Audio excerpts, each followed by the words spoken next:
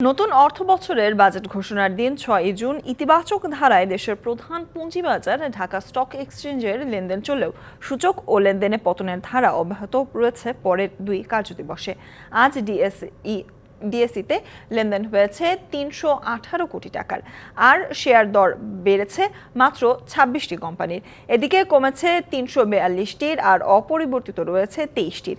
এদিন প্রধান সূচক ডিএসইএক্স ৬৫ পয়েন্ট কমে অবস্থান করছে ৫,১০৫ পয়েন্টে। অপর দুই সূচকের মধ্যে ডিএসইএস ১৭ পয়েন্ট কমে ১,১০৩ ও ডিএস30 ২৩ পয়েন্ট কমে অবস্থান করছে ১,৮১১ পয়েন্টে।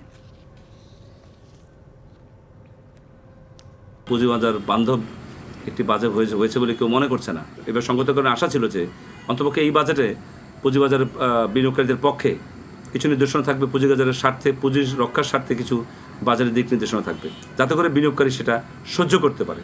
কর দিতে হবে, তাতে কোনো সন্দেহ নেই, তো সেটা যেন আমাদের জন্য সহনীয় হয়। নগদে ৫০০ টাকা বা তার বেশি পেমেন্টে পেতে পারেন ঢাকায় জমিসহ ২০ কোটি টাকার পুরস্কার।